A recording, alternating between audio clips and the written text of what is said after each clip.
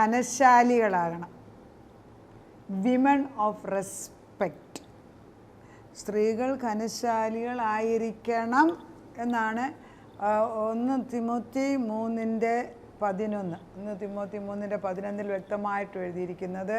എങ്ങനെയാണ് സ്ത്രീകളെ പെരുമാറേണ്ടത്?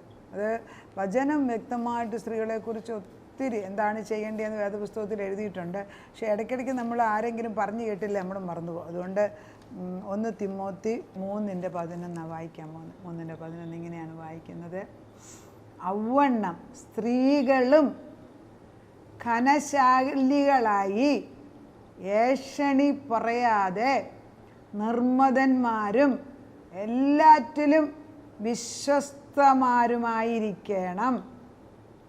ഉണ്ടോ? സ്ത്രീകളെക്കുറിച്ച്. പുരുഷന്മാരെക്കുറിച്ച് വേറെ വലിയ നീണ്ട ഒരു ടോപ്പിക്ക് ഈ 1 തിമോത്തി 3 എഴുതിയിട്ടുണ്ട്. ഭർത്താവ് ഏക ഭാര്യയുള്ളവരായിരിക്കണം, നിർമ്മതരായിരിക്കണം, ജിതേന്ദ്രിയരായിരിക്കണം, സുശീലരായിരിക്കണം, അതിഥിപ്രിയരായിരിക്കണം, ഉപദേശിക്കുന്നവരായിരിക്കണം. ഇതൊക്കെ ഇതിനകത്ത് എഴുതി വെച്ചിട്ടുണ്ട്. അതെല്ലാം കഴിഞ്ഞ് സ്ത്രീകളെക്കുറിച്ചാണ് ഞാനിന്ന് എടുക്കുന്നത്.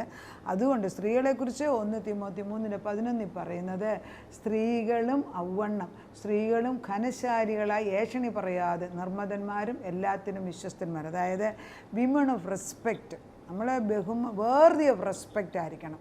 എന്താണ് റെസ്പെക്റ്റ്? വലിയ പഠിത്തമോ കഴിവോ പണമോ ഉണ്ടാക്കി അതൊക്കെയാണ് നമ്മളിപ്പോൾ നോക്കുന്നത്. അത് വേണം. അത് ദൈവം മുൻപേ അവൻ്റെ രാജ്യവും നീതിയും അന്വേഷിക്കുമ്പോൾ ഇത് ചിലർക്കൊക്കെ കൊടുക്കുന്ന ഞാൻ കണ്ടിട്ടുണ്ട്. പക്ഷെ അവിടെ അല്ല കർത്താവ് വചനം പറയുന്നത്. The wise woman has to be actually a woman of respect. ബഹുമാനിക്കാൻ യോഗ്യതയുള്ളവരായി മാറണം. പിന്നെ ഏഷണി പറയരുത്. ആവശ്യമില്ലാത്തടത്ത് നമ്മുടെ തല കൊണ്ടിടരുത്.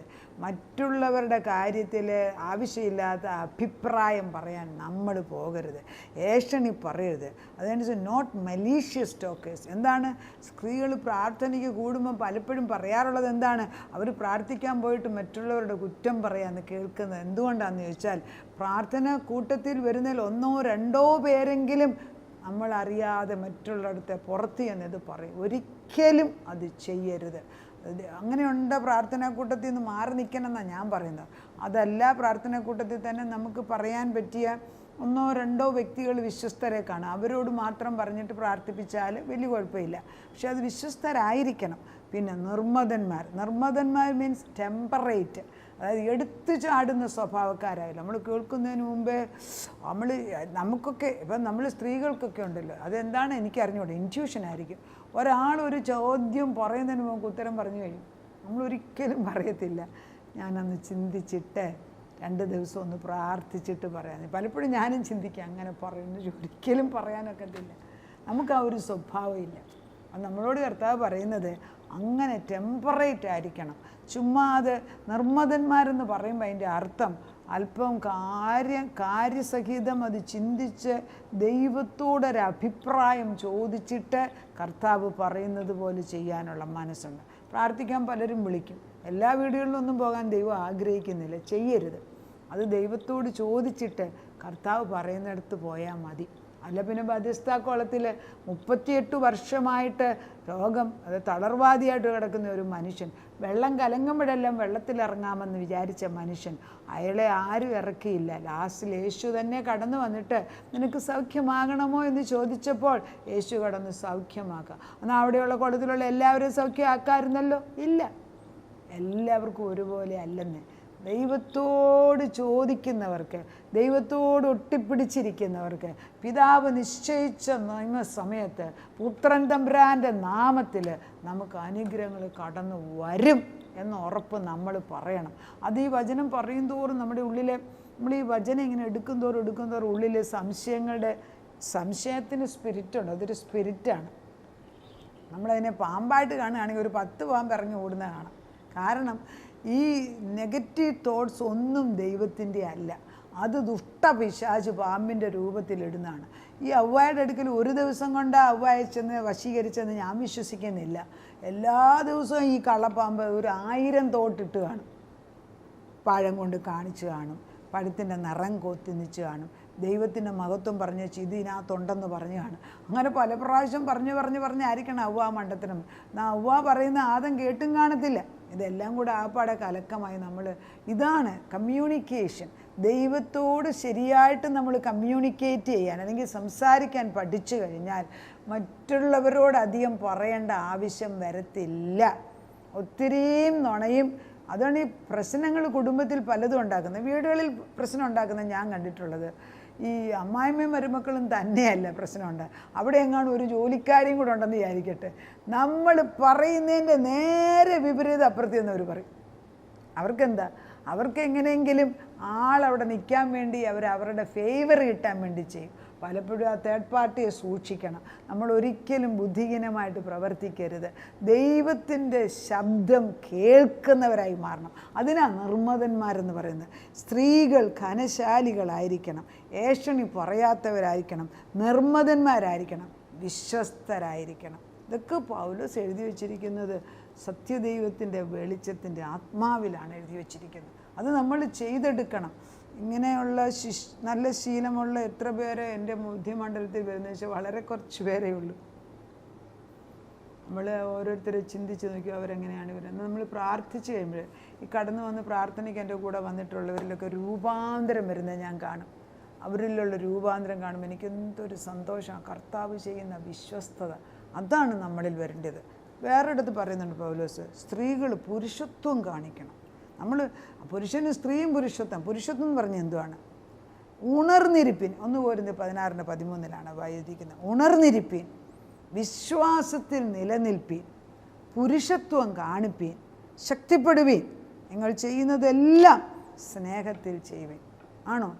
നമുക്ക് ഉറക്കം തൂങ്ങി രോഗമാണെന്നും പറഞ്ഞിരുന്നു കഴിഞ്ഞാൽ നമുക്ക് തലയിൽ ഒരു കാര്യവും കയറത്തില്ല. നമ്മൾ ഉണർന്നിരിക്കണമെങ്കിൽ ദൈവത്തെ എന്നാൽ ഈ ഉണർന്നിരിക്കുന്നതിന് ചെറിയ ഗ്രൂപ്പ് പ്രെയർ നടത്തുന്നത് നല്ലതാണ്. നമുക്ക് വിശ്വസ്തർ ഭവനങ്ങളിൽ ആഴ്ചയൊരിക്കൽ വരുന്നത് നല്ലതാണ്. പക്ഷേ അവരെ വിശ്വസ്തരും അവർ വരുന്നതിന് മുമ്പ് അവർ നമുക്ക് വേണ്ടി പ്രാർത്ഥിക്കണം, നമ്മൾ അവർക്ക് വേണ്ടി പ്രാർത്ഥിക്കണം. കാരണം അവരുടെ കൂടെ ദൈവത്തിൻ്റെ ആത്മാവിന് പകരം വേറെ ആത്മാവ് വരാൻ അനുവദിക്കരുത്. വേലി കെട്ടാൻ പ്രാർത്ഥിക്കണം. വീടിന് ചുറ്റും തീ മതിൽ കെട്ടിവെക്കണം. കർത്താവിൻ്റെ ഊരിപ്പിടിച്ച വാളുമായിട്ട് ദൈവദൂതന്മാർ ഊരിപ്പിടിച്ച വാളുമായിട്ട് വാതിക്കൽ നിൽക്കുന്നെന്ന് പറയണം. പറഞ്ഞില്ല ഇതൊന്നും നടക്കത്തില്ല. ഞാനൊരു പ്രാവശ്യം ഞാൻ ഈ ഭവനത്തിനെല്ലാം ചുറ്റും ദൈവത്തിൻ്റെ ദൂതന്മാരെ നിർത്തും. എന്തെങ്കിലും പ്രശ്നം വന്നാൽ ഞാൻ ചോദിക്കണം. അല്ല ദൈവദൂതന്മാരെ ഏൽപ്പിച്ചിട്ട് നിങ്ങളെന്താ? അപ്പം ഞാൻ ഒരു പ്രാവശ്യം പ്രാർത്ഥിച്ചുകൊണ്ടിപ്പോൾ ഞാൻ കണ്ടതാണ് ദൈവദൂതന്മാരെല്ലാം ചുമ്മാതിരിക്കുക, അവരുടെ വാളിനൊന്നും മൂർച്ചയില്ല. അപ്പോൾ ഞാൻ ചോദിച്ചു എന്താ അതിൻ്റെ കാര്യം? അപ്പോൾ എനിക്ക് മനസ്സിലായി. കാരണം ഈ അടുത്തിടെയൊന്നും അവർക്ക് വേണ്ടി അവരോടൊരു കാര്യം പറയാനോ ചെയ്യാനോ പറയാത്തതിനാൽ അവർ മടിയന്മാരായിട്ടിരിക്കുകയാണ്. എന്നും പറയാനും മാത്രം ഉണ്ട്, പക്ഷേ നമുക്ക് പറയാൻ സമയമില്ല, അറിഞ്ഞും കൂടെ. അതുകൊണ്ട് നമ്മൾ ചെയ്യുന്ന കുറേ ആക്ടിവിറ്റീസ് ഉണ്ടല്ലോ, അതൊക്കെ അങ്ങോട്ടെ കളഞ്ഞിട്ട് വേണ്ടാത്ത ഒത്തിരി കാര്യങ്ങൾ ചെയ്യുന്നില്ലേ, എന്നിട്ട് ദൈവത്തിൻ്റെ പരിശുദ്ധാത്മ കർത്താവ് പറയുമ്പോൾ അത് ദൂതന്മാരെ കൊണ്ട് ചെയ്യിപ്പിക്കാനുള്ള കൃപ വാങ്ങിക്കണം. ഉണർന്നിരിക്കണം. അതിന് വിശ്വാസത്തിൽ ഉറച്ചു നിൽക്കണം. വിശ്വാസത്തിൽ ഉറച്ചു നിൽക്കുന്ന ഒരു വ്യക്തി ഒരിക്കലും എല്ലാത്തിനും പുറകെ ഓടി നടക്കത്തില്ല. പിന്നെ പുരുഷത്വം കാണിക്കണം. അതായത് നമ്മൾ നിൽക്കുന്നിടത്ത് ഉറപ്പാണ്. ഒരു വീടിൻ്റെ ഒരു തൂണ് പോലെ. ഈ വെളിപ്പാടി പറയുന്നുണ്ട്, നിൻ്റെ വചനം വായിക്കുന്നെങ്കിൽ നീ ആലയത്തിൻ്റെ തൂണായിട്ട് നിൽക്കുന്നു. പലപ്പോഴും ആലയത്തിൻ്റെ തൂണ് സ്ത്രീകളാണ്. ഈ പള്ളിയിലൊക്കെ സ്ത്രീകൾ പ്രാർത്ഥിക്കാൻ ചെന്നില്ലെങ്കിൽ അവിടെയൊന്നും ഒരു പ്രാർത്ഥനയും നടക്കത്തില്ല.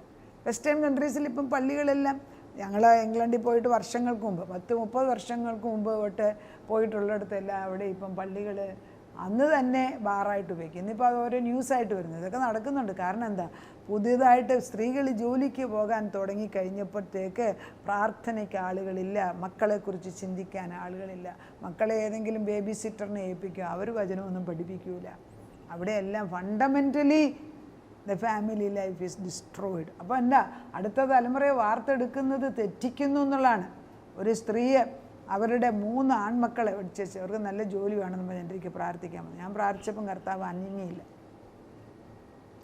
അപ്പോൾ ആ സ്ത്രീ എന്നോട് ചോദിച്ചു, ആൻറ്റി പ്രാർത്ഥിക്കുന്നു? ഞാൻ പറഞ്ഞില്ല, ഈ വിഷയത്തെക്കുറിച്ച് ഞാൻ പ്രാർത്ഥിക്കുന്നില്ല, ദൈവം അത് സമ്മതിക്കുന്നു. ആ കുട്ടിക്ക് ഇഷ്ടപ്പെട്ടില്ല.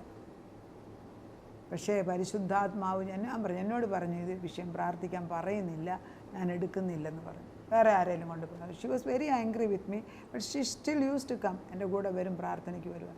പക്ഷെ ലാസ്റ്റിൽ എന്ത് സംഭവിച്ചു? ഈ 3 മക്കളെ അവർ പഠിപ്പിച്ച് മിടുക്കരാക്കി. അവർ ഏകദേശം 40 വയസ്സിന് മുമ്പേ അവർക്ക് ക്യാൻസർ വന്ന് മരിച്ചുപോയി. പക്ഷേ ആ 3 മക്കളും ഫണ്ടമെൻ്റലി ദൈവത്തിൻ്റെ ആത്മാവിൽ ഉറച്ചു നിൽക്കുന്നു. എന്താ?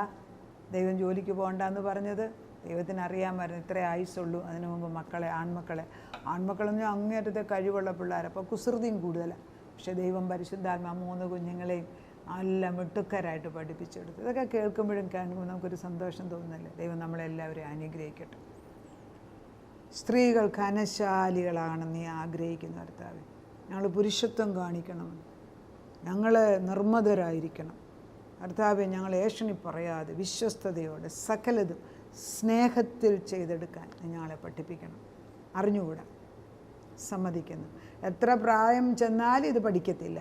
അതുകൊണ്ട് ഞങ്ങളെ ആദ്യം തൊട്ട് പഠിപ്പിച്ചെടുത്ത് പരിശുദ്ധാത്മാവിൻ്റെ അഭിപ്രായം ചോദിച്ചിട്ട് പരിശുദ്ധാത്മാവ് പറയുന്നത് കേൾക്കാനും പരിശുദ്ധാത്മാവ് വിലക്കുന്നിടത്ത് പോകാതിരിക്കാനുമുള്ള കൃപ, അതാണ് ഏറ്റവും പാട്. പരിശുദ്ധാത്മാവ് ഒരു കാര്യം വിലക്കിയാൽ അത് പറയാതിരിക്കാനുള്ള കൃപ ഞങ്ങൾക്ക് ഇട്ടുതരണം. വചനാടിസ്ഥാനത്തിൽ, വചനത്തിൽ കൂടെ അല്ലാതെ ഒന്നും സംസാരിക്കാൻ വിട്ടുകളയരുത്. ഞങ്ങളുടെ നാവുകൾ ശിഷ്യന്മാരുടെ നാവ് പോലെ ആക്കിയിരിക്കുകയാണ്. അത് എഡിഫൈ ചെയ്യാൻ, മറ്റുള്ളവർക്ക് നന്മ ചെയ്യാനും അവരെ പ്രചോദിപ്പിക്കാനും അവരെ ഉയർത്താനും വേണ്ടി, അവരെ താഴ്ത്തിക്കെട്ടാനല്ല. എന്നാൽ ബലഹീന സ്വഭാവം ഉണ്ടെങ്കിൽ എടുത്തു കളയാൻ സ്നേഹത്തോടെ പറഞ്ഞു കൊടുക്കാനുള്ള കൃപയും തരണം. ഉറച്ച പറയാവുന്ന ക്രിസ്തുവിൽ വീട് പണിയാൻ, അടുത്ത തലമുറകളെ പഠിപ്പിക്കാൻ അനേക പ്രായമുള്ള സ്ത്രീകളെ എടുത്തുപയോഗിക്കണേ അപ്പച്ച. ചെറുപ്പക്കാർ വചനം കേട്ടിട്ട് ഉറച്ച പാറയിലേക്ക് കയറി വരാനുള്ള ആഗ്രഹം അവർക്ക് ഇട്ടുകൊടുത്താട്ട്. അവിടെ അടുത്ത തലമുറയുടെ ഫൗണ്ടേഷൻ ക്രിസ്തുവാണെന്ന് പഠിപ്പിച്ചു കൊടുക്കപ്പച്ച. അതിനത് ചെയ്യുന്നതിനാൽ സ്തോത്രം. പ്രാർത്ഥനയുടെ ഉത്തരം തന്നതിന് നന്ദി. യേശു ക്രിസ്തുവിൻ്റെ പുണ്യനാമത്തിൽ തന്നെ ആമേൻ.